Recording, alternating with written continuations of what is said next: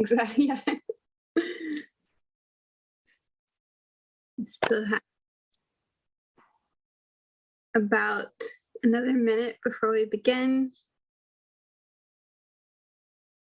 Oh, you're muted, Nancy. Yeah, thank you. Sorry. Leslie, I was wondering if it would be appropriate to mention Jim Test, since he was the ED and he died a week ago Thursday.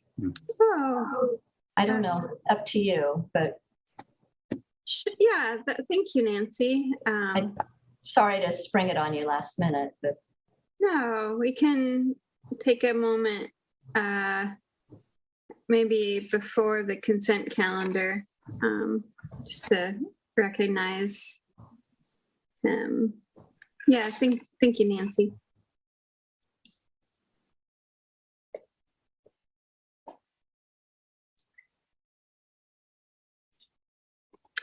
Well, let's see. It is now 5:30.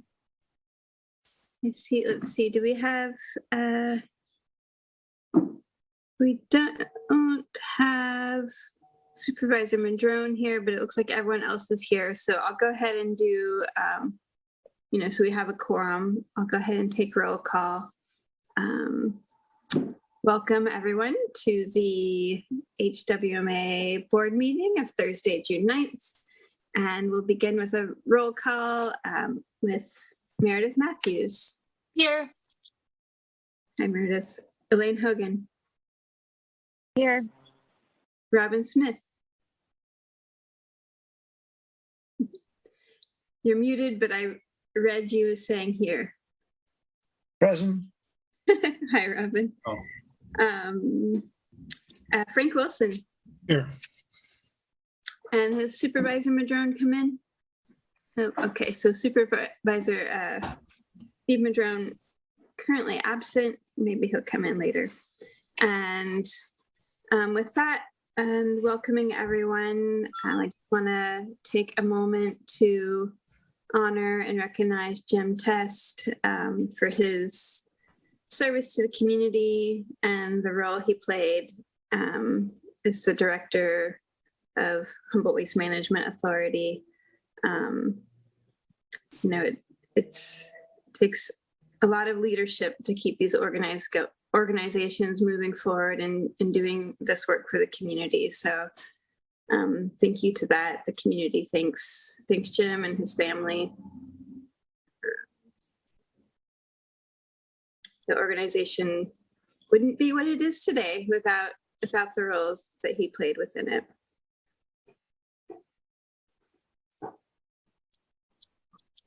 And with that honor, we will move forward to the consent. Does anyone else wish to say anything about Jim, I suppose, before we move on, who had known him? Okay. Nancy? Well, yeah, I will point out that he was on the very first board of the Waste Management Authority, and he was actually on the board that created the Humboldt County Waste Management Authority that was then dissolved, and then the JPA was recreated as it is now, the Humboldt Waste Management Authority. And then he was executive director for 7 years, plus an additional year, I believe, plus an additional year of support services during transition. So yes, he was very devoted to this agency and this organization. I know Elder overlapped with him. I see Elder's on. Oh. Thanks for that, Nancy. Yeah. Yeah, thank you.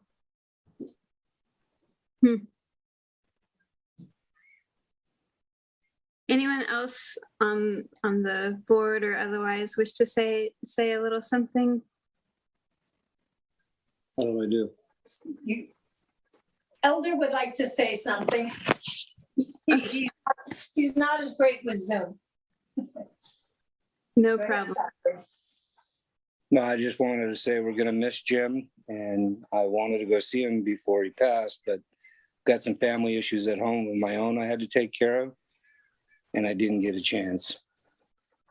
I'm going to miss Jim, I worked for him the whole time he was the ED. I got along good with Jim. I'm going to miss him. Thanks, Alder. You're welcome. And thanks for being here. You're welcome.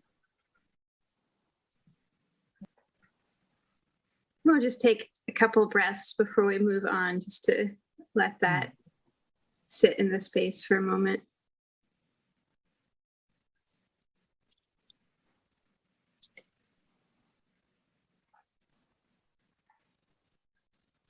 And with that tribute, we will move on to the consent calendar. I would like to pull the item E from the consent calendar, authorizing executive director to negotiate to acquire real property located at 3749 West End Road. Just because it was a new item to me, and I just wanted to learn a little bit more about it. So did anyone else wish to pull anything from the consent calendar? Okay, so we're looking for a motion to approve for everything except item E. Sure, I'll make a motion to approve the consent calendar, A through D. Do I need to read everything out? No, cheers. You do. Second. Okay, thank you, Director Matthews and Director Smith, seconding. Does anyone wish to make comment or ask any questions about the consent calendar? Okay, all in favor? Oh, I think I need to do a roll call vote, sorry. Before Nancy pipes in.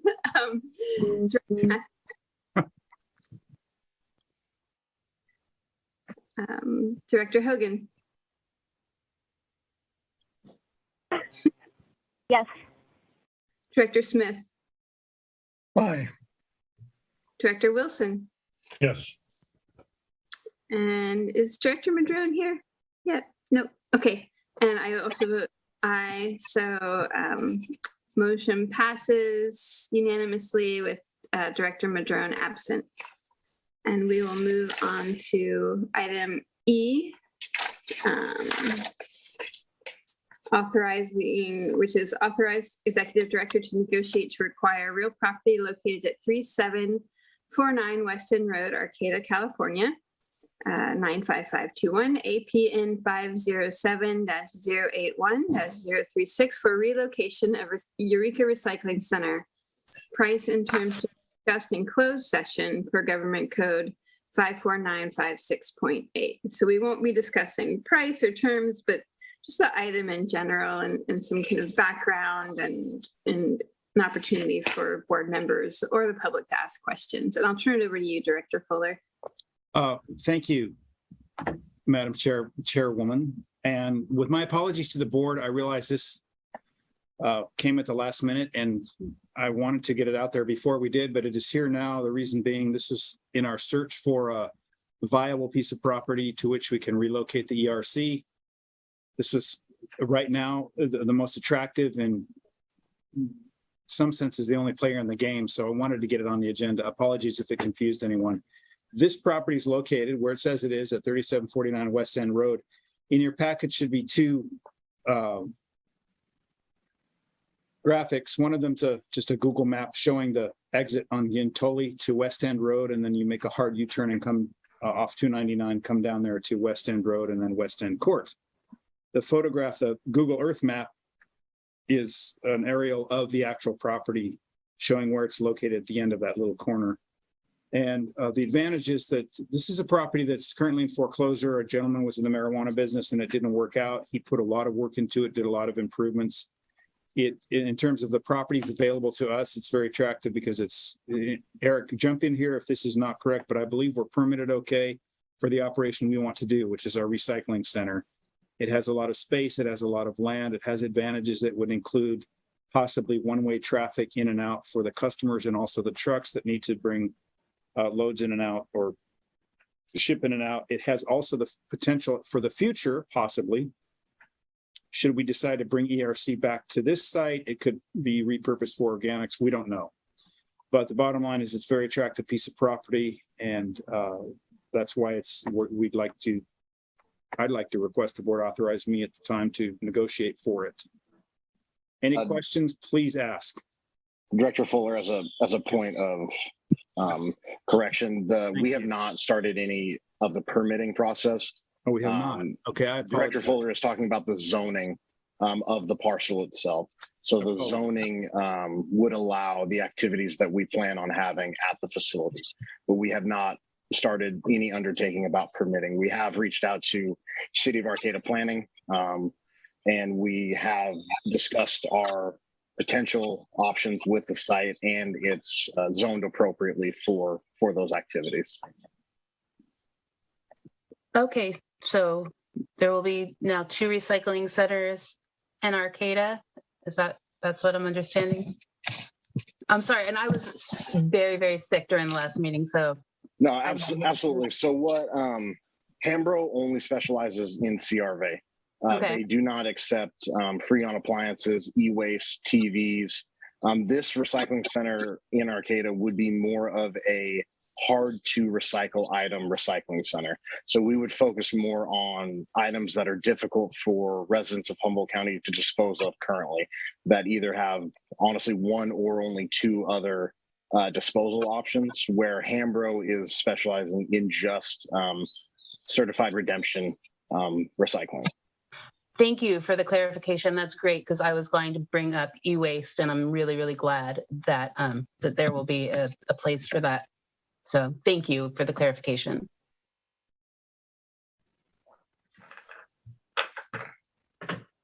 Director Wilson, I see you unmuted. Did you want to make a comment?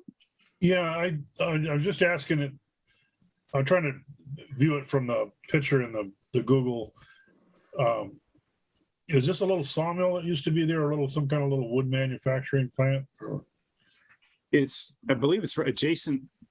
Eric, jump in here, but is it not adjacent to a current mill? Aren't they doing mill operations right next to it?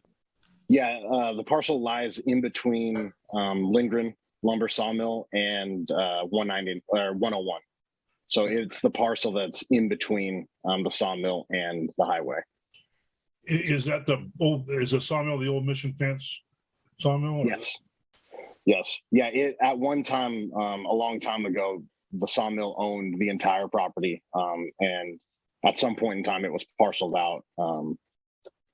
And the sawmill still remains next to this parcel. That is correct. It's next to, I think Brett has it now, but it's was Mission Fence. I believe so. Okay, that puts it in my mind where it is. Thank you.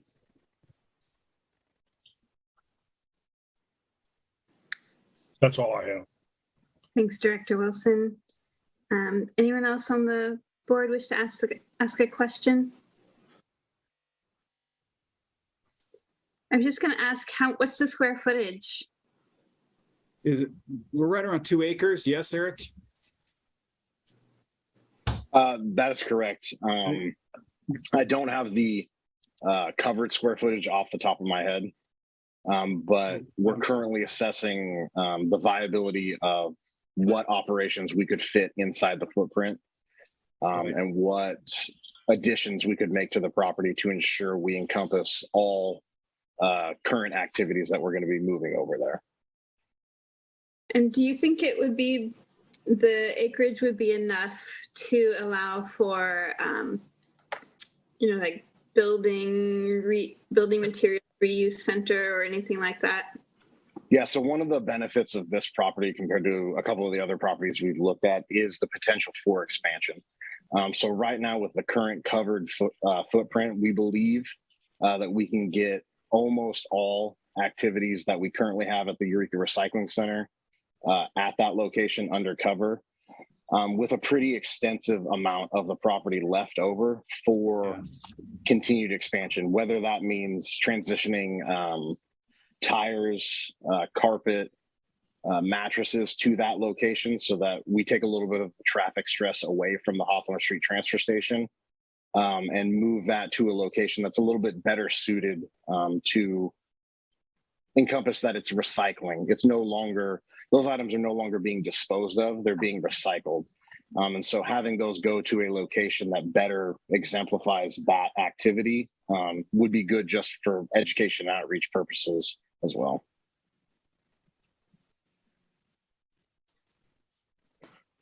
Thank you. And just curious, I'm imagining that, this was the preferred site out of a number of sites, just in terms of, I know it puts it a little further from Eureka. So I'm just thinking of, people driving back and forth and things like that. But I'm imagining that you looked at sites throughout the county or throughout the north part of the county. We've looked and haven't found any that, we found one that was, it was not in the north part of the county. It was in fact farther up in Arcata, a little farther up north on West End Road, and it was not suitable for our needs. As to Eureka proper, no, we haven't found any that are suitable. That is a really good point, Director Castellano, and thank you for bringing that up. That is a really far way to go, and a lot of greenhouse gas emissions going to be burned going from, south to Arcata, but thank you. Do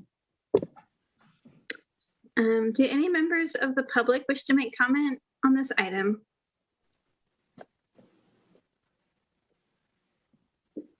Let's see, looking for any hands raised.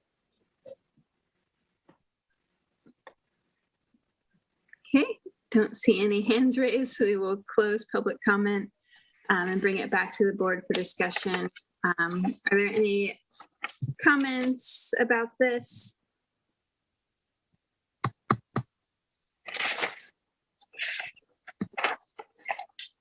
Okay, I guess I'll make a motion to authorize the executive director to negotiate to acquire real property located at 3749 West End Road, Arcata.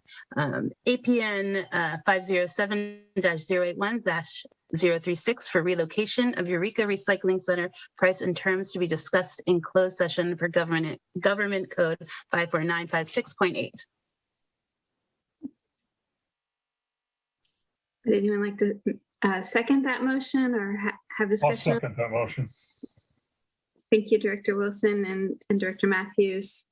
And before we call it, I just want to say, I think my biggest concern is, of course, just the location. I mean, I think I can see why there might be benefits in a, kind of slightly more industrial type of area, but I do think that, look at population centers and, folks from Southern Humboldt and things like that, having to drive that extra distance. I guess I just wish it was a little bit more located, but I understand also the difficulty. I guess just one more question before the vote.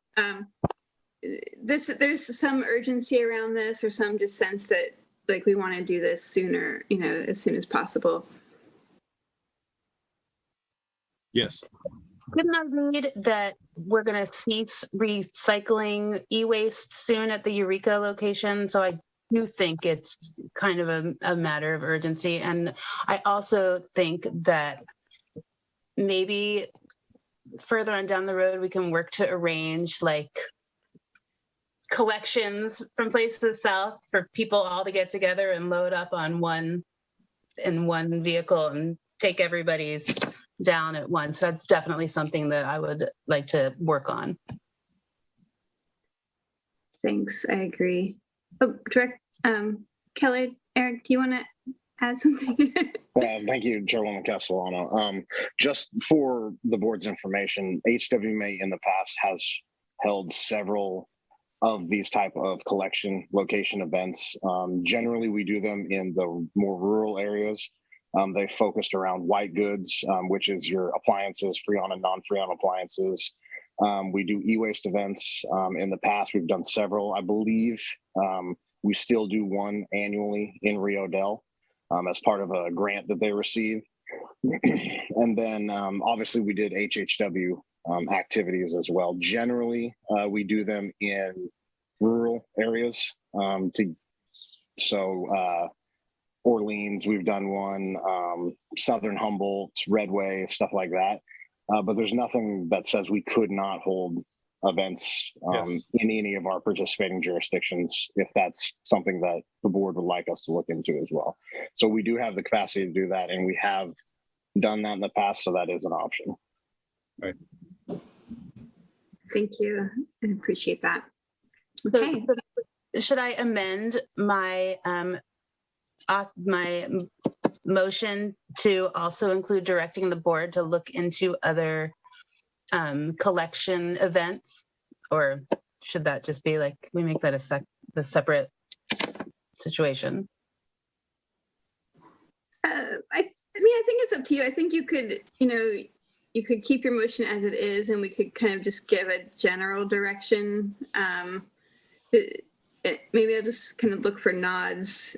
Do other members of the board have a desire to see more kind of remote or pop-up collection events that could help facilitate maybe that transportation issue and give service to more rural locations?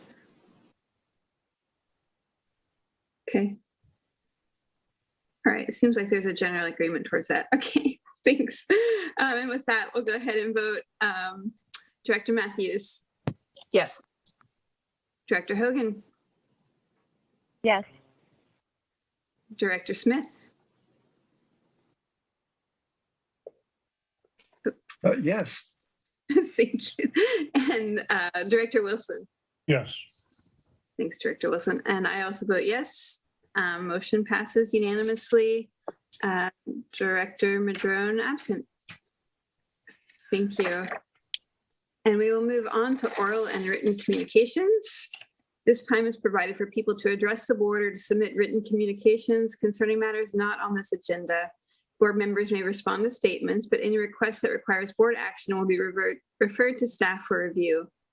Reasonable time limits may be imposed on both the total amount of time allocated for this item and on the time permitted to each individual speaker. Such time allotment or portion thereof shall not be transferred to other speakers. Do any members of the public wish to make public comment on anything not on the agenda?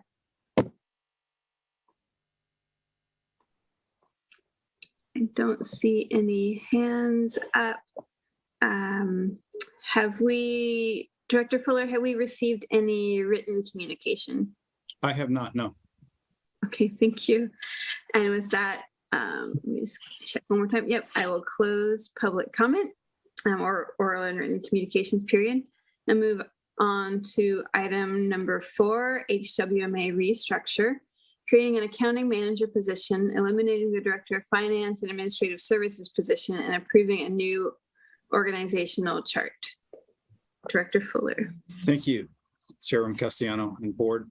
I'm going to go ahead and read from the staff report that I put together on this. And the gist is that the administrative services director position has become both cumbersome and unrealistic. Under the existing job description, the person in this role has historically been responsible for all accounting and financial functions. This includes budgeting and forecasting, audit liaison and oversight, information technology or IT, human resources or HR, general office admin functions, as well as scheduling and supervision of the Scalehouse Group, purchasing, procurement and sourcing, contracts administration, programs, and all matters pertaining to board protocols. Effective staffing going forward requires the accounting and administrative functions be separated. I'm proposing, therefore, to eliminate the admin services director position and create an accounting manager position. Once the accounting and financial functions have been streamlined, the next goal will be to consider how to best assign and position for all the administrative, non-financial functions of the authority. And under discussion, I have written simply that the greatest need currently is for a competent accountant. A person skilled in both public accounting and management is critical. The proposed accounting manager job description attached to the staff report delineates the requirements of this position commensurate with our needs. The attached organizational chart and corresponding pay and step classifications show the reporting hierarchy to include creation of a manager level, and this would be below the director level and above the supervisory level.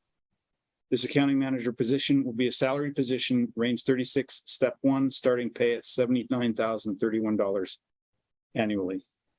Fiscal impact would be an immediate annual savings of $10,386, which is the difference between what we need to pay an incoming director in that position under the old description and what I'm proposing to pay as a start to the person coming in as the accounting manager.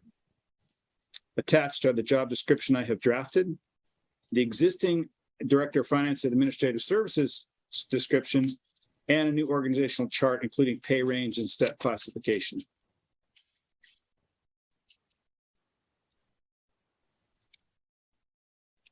Thank you, Director Fuller. Do any members of the board wish to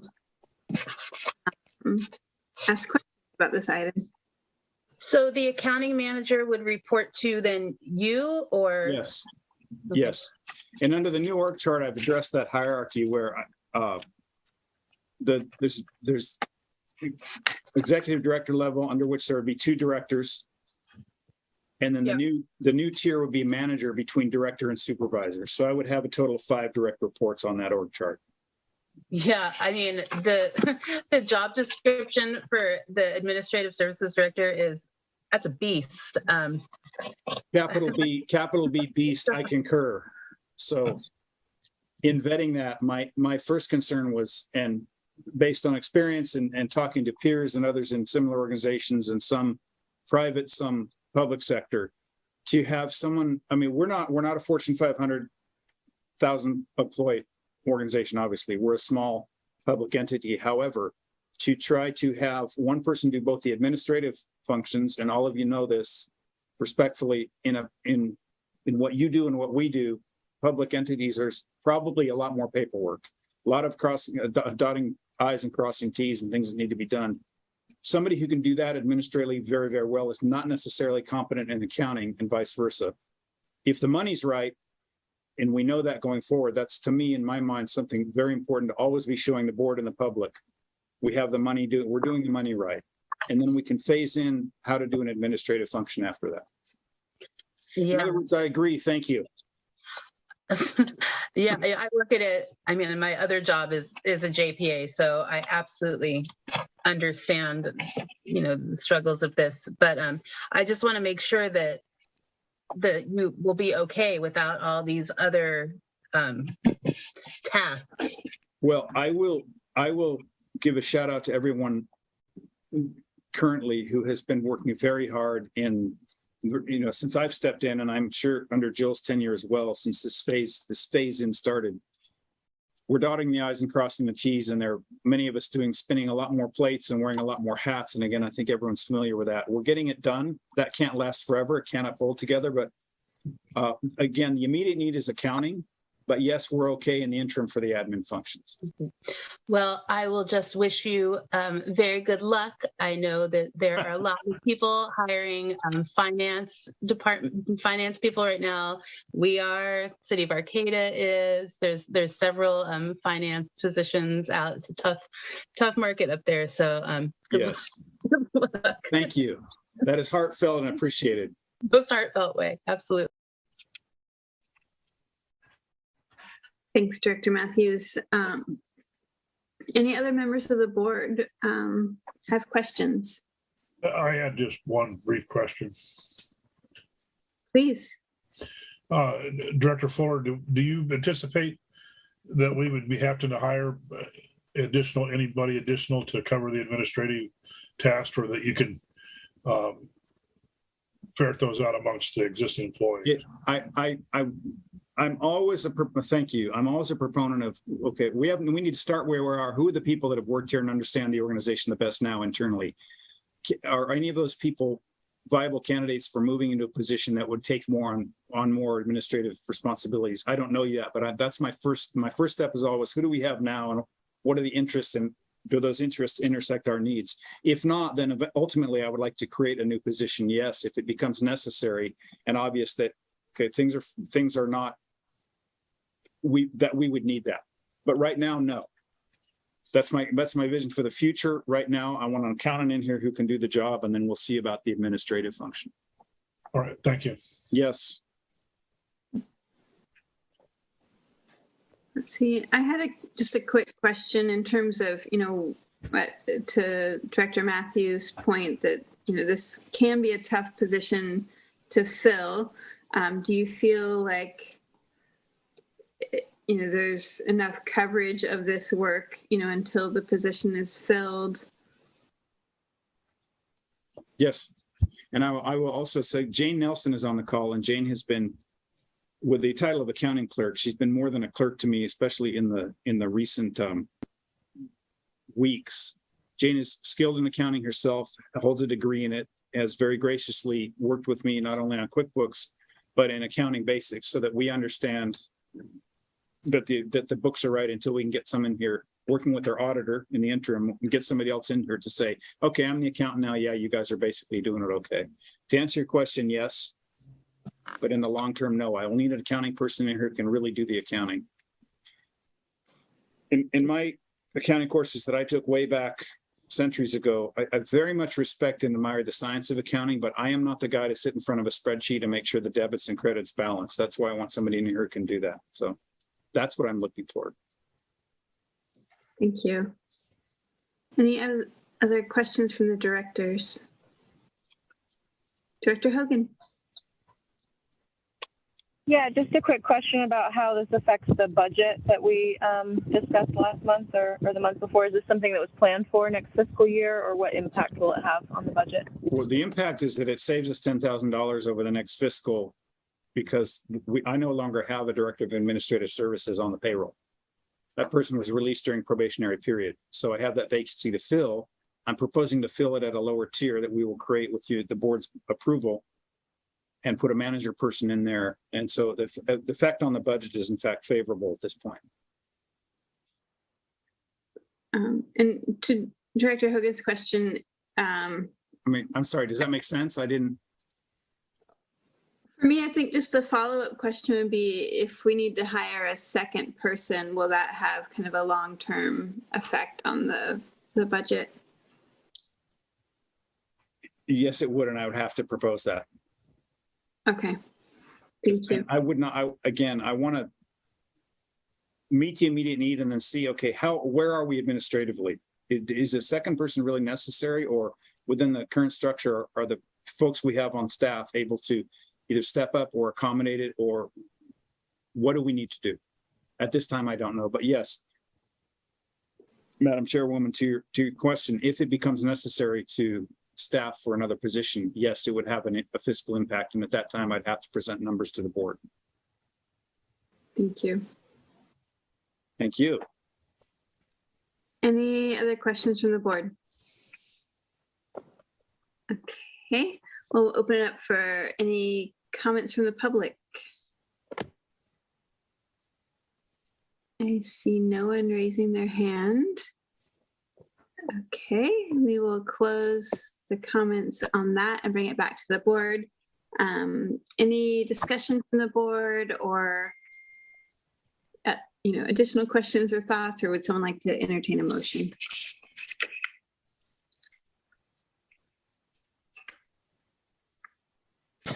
All right, I'll make a motion to create an accounting manager position, eliminate the director of finance and administrative services position, and approve new organizational chart.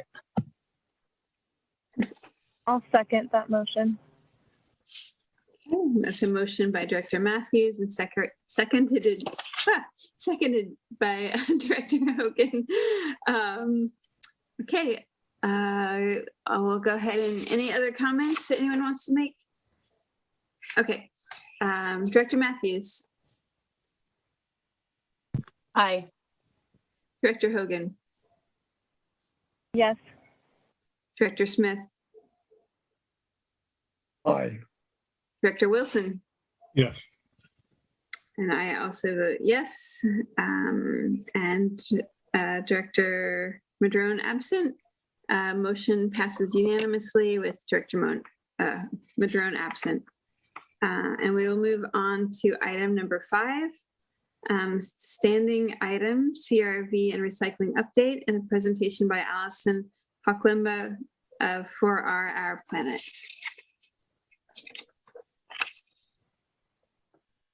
There she is. Welcome. Hey. Hey, good to see you. I don't think I'm giving a CRV update, but I'd love to share out about our education work. Well, it's the closest category, so I fit you in under item 5, but Oh, absolutely. okay, great. Since I've worked with you now long enough to know you're certainly one of the champions of all things recycled. So have at it. You have the floor. Okay, great. Thank you. Hi, everyone. Hi, directors. What a lovely evening we're gathered here for.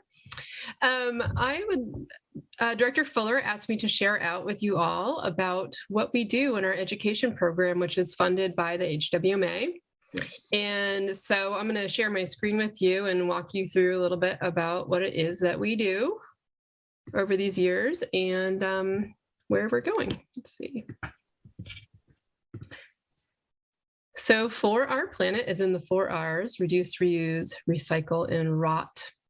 So we are doing recycling education in the community. And if I'm not quite sure what everyone's background is, but just to get you up to speed on where we've been in terms of recycling education, Arcata Community Recycling Center kicked things off back in the early 1990s with a program they called Order of the Dragon. And then in 2002 began doing recycling education programs in classrooms in public schools.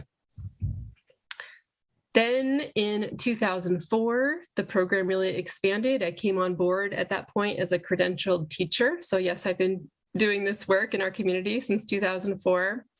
And that organization came to a close in 2012. And at that point, throughout those years, we're reaching 5,000 to 10,000 students annually with our education efforts in classrooms. And we held individual contracts to do this work with the cities of Blue Lake, Eureka, Fortuna, Rio Dell, Trinidad, and then with the HWMA to reach schools in the unincorporated areas of the county. So since that time, since 2012, well, kicking up again in 2013, we have held a contract with the HWMA to kind of pick up where that work left off and keep bringing these programs to schools throughout the county. And so we do this work throughout the member jurisdictions, so pretty much everywhere in the county except Fortuna. And currently we are visiting between 63 and 80 classrooms annually. And this number is quite variable depending on whether we are visiting a class remotely or in person, because schools are doing both things right now still. And it takes a lot more time and energy to go to a classroom in person. So less of those, more if they're remote. So before that time though, our lesson series was comprehensive. We offered programs for kindergarten through 8th graders on the topics of recycling and composting, natural resources, and also solid waste. But we also took a look at litter out of place or trash out of place, and did a program also about the Pacific Garbage Patch. Yeah. And if you go to Recology out on the peninsula and you see that large space that overlooks the sorting floor, that was our education space at one point. So we had school groups out there for field trips. So with the pandemic pivot, like so many people have had to make, we switched, we really truncated what we were offering and switched it up to be able to have some online versions of our in-class programs. And so we have streamlined things down to 4 parts of this newly comprehensive program. And so this is what we have been doing this past year and are planning to do in the year ahead. And so in part 1 of this program, which is really like the nitty-gritty recycling waste reduction training, where we talk about all the materials that go into your trash can and go into your recycle bin, the 4 Rs, we really emphasize that our choices every day with what passes through our hands make a big difference in terms of what we choose to purchase and use, and also what we do with them when they're ready to be discarded. And we have so many choices. And so we use examples that are super relevant to kids' lives. Applesauce, for example.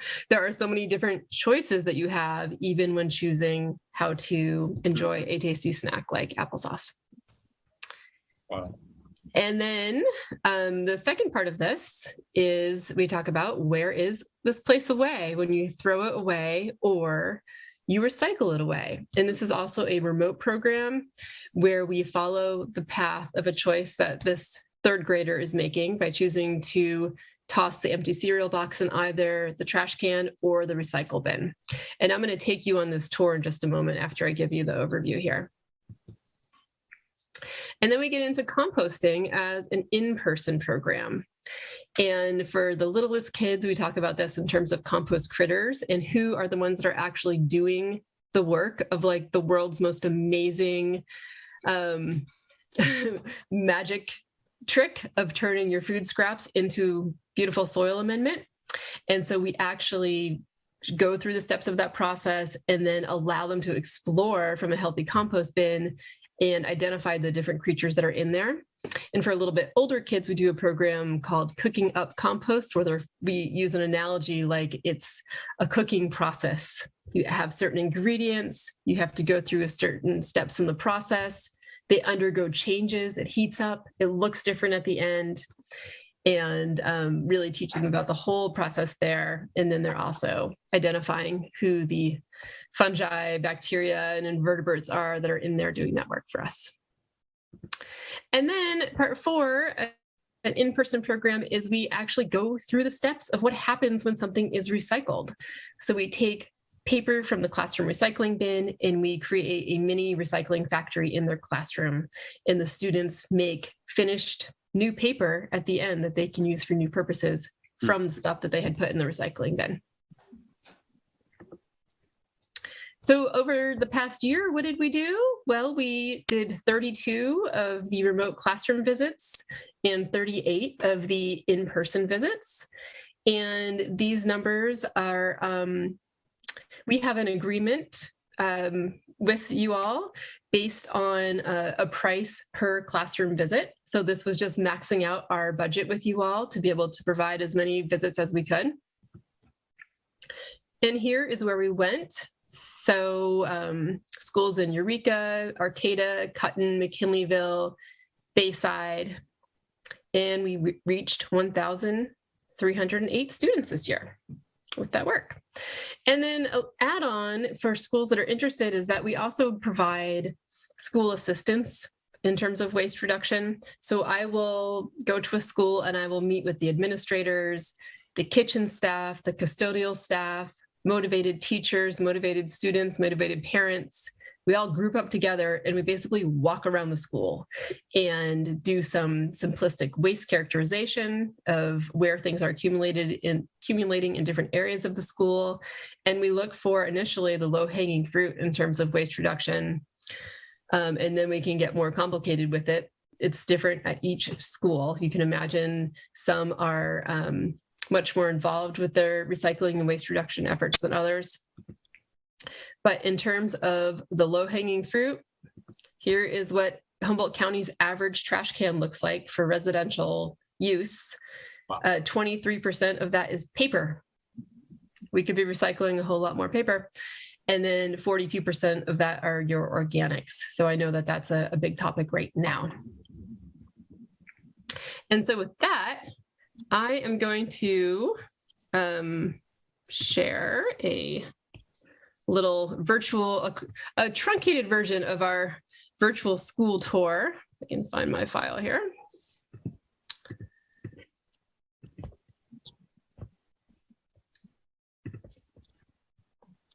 And where's my share screen? Oh.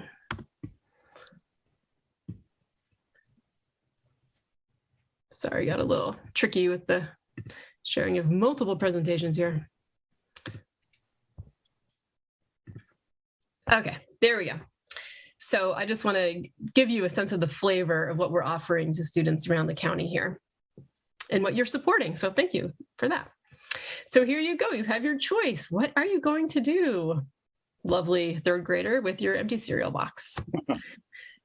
One choice, it turns out, takes that cereal box to a dead end location in its lifespan. The other choice keeps the fibers that cereal box is made out of in circulation. So choice number one, here's his first choice. So what happens here? We get this truck that picks it up. Turns out it's on a one-way street here. Takes it over to the transfer station. And we show them about how things get weighed. Everything gets weighed in and out. And over to the tipping floor. So we do include a lot of video snippets here to give them a sense of what it's really like there. You know, this is in lieu of bringing them along for an in-person tour. And we talk about how the tipping floor is a place where things get moved around. It's not called the dump, it's called the transfer station. And transfer means to move things from one location to another. And so because of their initial training, this is, you know, part two. After part one, they've got their goggles on and are able to identify what should not be put in the waste stream. So I show them this pile of what came in, and they are initially pointing to things that should not be there. Show them how things get moved around and how this is what happens to those materials, that 14 trucks per day are being filled with our community's trash. That's a lot of stuff. And that they are filled until they reach their weight capacity, and then they are transferring those materials on out of there. And where are they going? They are heading north through all these towns that we know, across the state border up to the Dry Creek Landfill near Medford, Oregon. Wait, how long does that take? 4 hours and 6 minutes? That's quite a haul. So what does a landfill look like? Looks pretty peaceful. We give them a tour. And what happens there? Well, this is the actual truck that left the HWMA, and all that trash it was carrying gets dumped out. And then these vehicles' job is to move that around, to fill the cells in the landfill, to compact it as much as possible. And they are looking at this action here. And again, they are recognizing things that should not be there. Oh, I see cardboard. I see plastic bottles, whatever it is. So this is a really important part, I feel like, for children to see where their things actually go. Truck's empty. Now what? It's got to head all the way back to Eureka. Empty. Returns on that trip. Will the materials stay in the landfill where it is a dead end? But what if our third grader here had made an alternate choice? Into the blue bin appears to be the same sort of truck picking it up, but this time those materials remain in circulation. And it turns out they're not even going that far initially to be sorted out. They're headed over to Samoa, and I love to point out where the school is, you know, in Humboldt County, so we make it very customized that way. And students know this spot because it's right near the pulp mill, which is a very iconic building out on the coast there. And, you know, if you're in the know, you call this the MRF. So we teach them a little jargon there, which is fun. And again, things are all coming over the scales. They're getting dumped on a different sort of floor. And we take a look at how much stuff gets stuffed into one of these trucks. It's amazing. And, you know, kids really have the misconception that because they're seeing the same kind of truck pick up the trash as the recycling, that it's all getting thrown away. So this is like blowing their misconceptions out the door. And for scale, so at one point in time, we did bring kids on tours right here to be next to these giant piles to see what happens to their stuff when they put it in the bin. And again, you know, they've got their trained goggles on, and so they're identifying what should not be here. The training is working. And we show them then what happens to this stuff. Now what? And the most important part, I feel like, is that they see that it is members of their community who are handling these materials. And so I just let them have it sort of full volume, big screen, get the full experience here.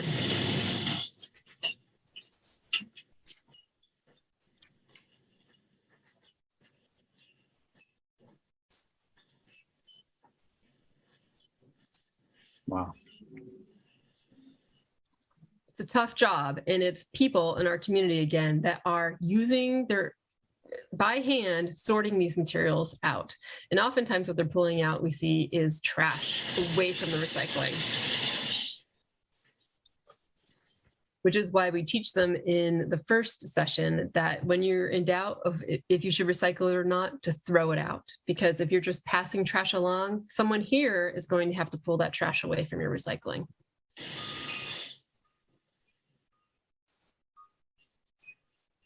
And that bay right there was just all trash. So it really adds up.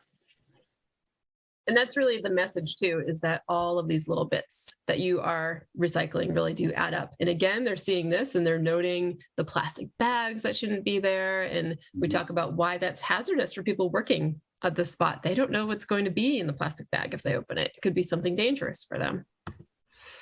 Take a look around the whole facility. We look at people working on the container sort line. Another tough job.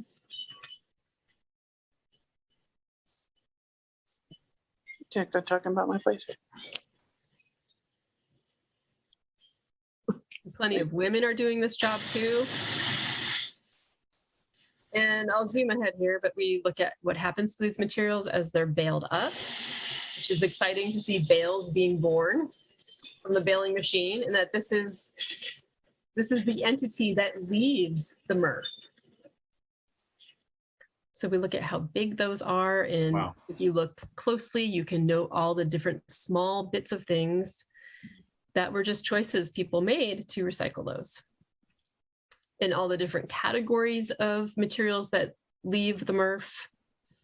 And what happens to them after this? Well, they head out on trucks and they go to different factories where the materials will actually get turned into new things. So if we're following paper along, a little sneak peek inside a paper recycling factory, and it turns out the process there is following along the same steps as when we will visit their classroom and actually make paper with them.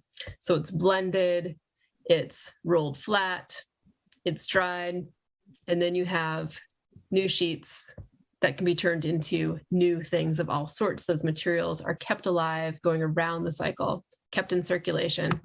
And who knows what they might turn into, perhaps your favorite cake mix. Beautiful. So that's a little bit about what we do, and I'd love to answer any of your questions if you have them. And we are looking forward to providing this same sequence of lessons for students around the county in this coming year at the same rough quantity. It looks like we're going to have about the same budget to do that. And thanks again for supporting this work. Thank you. Director Fuller, did you want to add something? Yeah, Allison, I know we spoke about this, but you've been doing this for a number of years in the schools, yes? This is true. So would it be that the students that were a little teeny tiny, that are now not so teeny tiny, do you think they've taken this lesson with them, and are they recycling, or do you know? Well, it's hard to know, but we do have relationships with some schools where we may come and visit them as kindergartners in this one particular classroom, then again as third graders, then again as fifth graders. And, you know, they really remember what we've done before. And so it's great to circle back to things. I also do all sorts of work in the community as an environmental educator, and kids remember, they remember it. They remember the big piles. They remember when they made paper. And really one of the best signs that we get that we know it's working is when we get thank you letters back from the students that say something like, I had so much fun making paper with you, and now I taught my mom about this and we recycle at home. There we go. So, you know, that's really what we look for. Yeah, absolutely. Yeah. That's good. And it varies at the schools too, because like we're also doing this to help really kickstart a sluggish recycling program at the school, or to, in many cases, start something new. Maybe it's a new composting program with the cafeteria, or even a new recycling program altogether. So different schools that we visit year after year, sometimes they need another shot of us, you know, to kind of like reinvigorate what's happening if maybe the person on site who was super motivated about it has passed to something else. Sure. Excellent. Director, Yes, Allison, when you put up the list of schools visited, they were all central Humboldt County, the metropolis, as it were, Eureka, Arcata, McKinleyville. No mention of Ferndale, Riodale, Scotia. Is that just an accident of your most recent visits, or is there a separate program for the smaller schools? Because it does seem as if there was a lot of centralization in your listing there. Well, we would love to visit Fortuna. My husband has been a teacher in Fortuna for the past 20 years, but that is not part of our contract to visit Fortuna. In the past, we have worked really extensively with Riodale, actually, and totally started up a great recycling program, the schools there. We've been out to Whitethorn, we've been to Redway, we've done a lot of work with Oric, Trinidad, we've been out to even Hoopa and Orleans.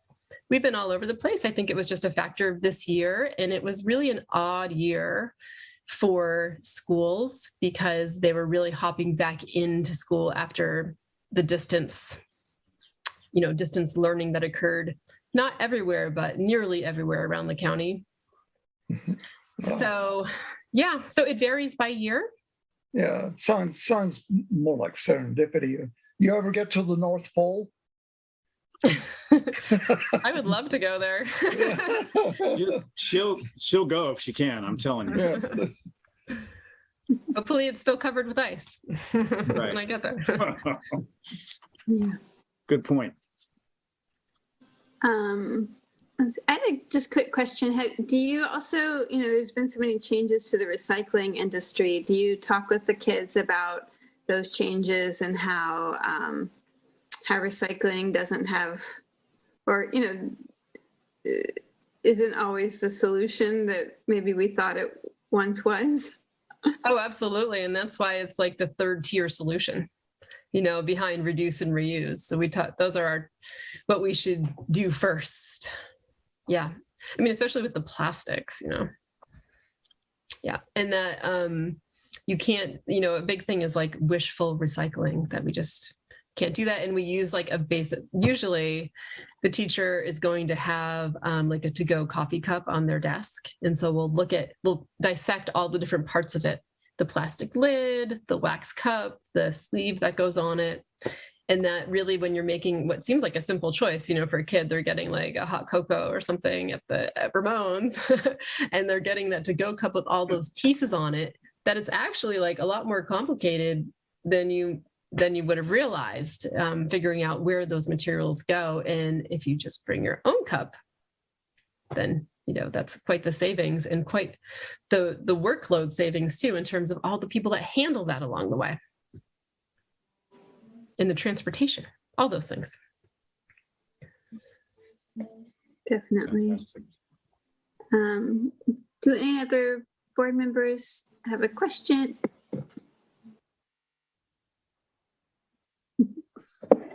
This is a report. I don't know but do any members of the public want to make comment on this item? Seeing none, we'll close that. Thank you so much for this work. It's really valuable. Yes. I could definitely see like an advocacy component, like having the kids write to the, cow recycles or, to their city council members or something like that. I think it is, because there's so much we can do within like our own personal choices. But again, that opportunity to have kids look at like systemic choices and how, sometimes we have to change the system so that we can make better personal choices. I could just see that as being kind of an interesting component of that as well. Yeah, I would love to explore that option. And especially if you see any opportunities coming up where youth voices would be important to be included, please do reach out about that. Oh, that'd be great. Yeah, I know at the City of Eureka, we're bringing our zero waste program to council, kind of in a series of steps, but it could be interesting to have, youth voices at that, kind of thinking about that and how cities, participate in this sense of like waste reduction and what that could look like. I'll reach out to you. Okay, thank you. Yeah. Anything else from the board? Okay. Thank you. Thanks so much for being here. Yes, Thank you all. thank you. You're welcome. And we will move on to item number 6, standing item SB 1383 update. We have both Eric Keller-Heckman, Director of Operations, and Evan Edgar at the ready. So I will let Eric go ahead and give a brief update. If there are questions that need to come to Evan's wheelhouse, by all means, he's here to help. So Eric, go ahead. Thank you, Director Fuller. Yeah, we just wanted to give a brief update. We are currently online and on schedule with what was presented to the board at the last HWMA meeting. HWMA staff and Edgar and Associate staff will be meeting with the local Humboldt County LEA next week to discuss the permitting process and the amendments needed for the Hawthorne Street transfer station. HWMA staff has begun to assess the infrastructure needs of the Eureka Recycling Center and what's going to take to transform that to the organics processing facility. And right now, everything is currently on track with no change to the timeline that was presented last month.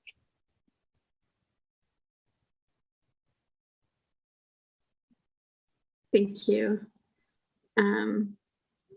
Evan Edgar, did you want to add anything, or does that kind of speak to? Well, thank you, directors. Yeah, we started this in January with a kickoff meeting, and 5 months later, I think that your board made some command decisions last month. A lot of good leadership there to be show a level of substantial compliance, so that Cal Recycle knows that what's going on here is a good effort to comply with 1383. At Cal Recycle, there's going to be a new liaison. Spencer Fine is going to take another county, and Kathleen Strictly will be your new liaison. And she understands this is a substantial effort. So great work by staff and good leadership to be on track to get 1383 compliance in.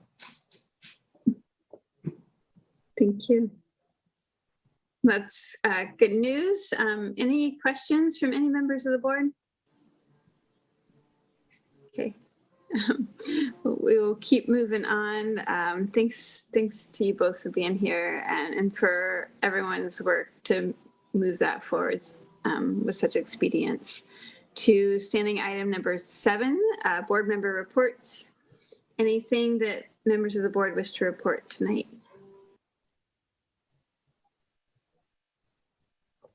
Okay. I don't have anything to report. I don't see anyone jumping forward. Okay. We will close that item and move on to item number 8, the executive director's report. I have nothing other than what we're about to discuss in closed session and what we've already covered. So nothing specifically. Okay, thanks, Director Fuller.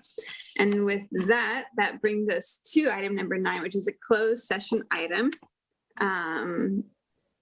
because it's related to negotiation and price and terms. So I'll just read this and give the public a chance to make comment if you'd like to make comment before we go into closed session. And Nancy, let me know if I make any mistakes here. So item number 9, it is the intention of the Board of Directors to meet in closed session for one item, which is real property, negotiation for purchase of real property pursuant to Government Code 54956.8. The property is 3749 West End Road, Arcata, California, 95521, APN 507081036. HWMA negotiator is the executive director, and the negotiation will be price and terms. And for members of the public who are here, that is the item we pulled from the agenda earlier, so you got to learn a little bit more about it then. Do any members of the public wish to make comment on this item before we go into closed session?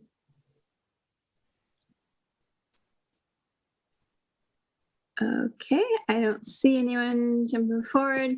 So we'll go ahead and close that. And then we're going to move into closed session. And then we will make a report out of closed session afterwards if any decisions are made, or whether or not any decisions are made. But I will ask folks to start exiting the Zoom room as we go into closed session. Director Fuller, you are Yes. now the host, so you have control of the meeting. Thank you. All right, and We'll just give folks a couple moments to find their way out. I was gonna say that, well, let's get the studio control room out, but Eric could have stayed on because he's been working okay, on this project.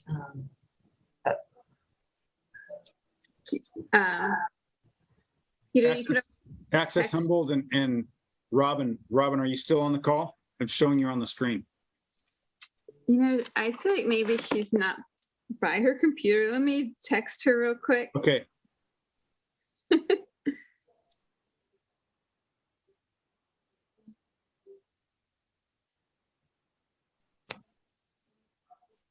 Oh. Hey, Robin, can you? Hi. Sorry, my dog was barking at someone outside. I had to go tend to him. I will be leaving. Sorry about that. Bye. Bye, Robin. Okay. Let's see. This is the studio control room going to exit also.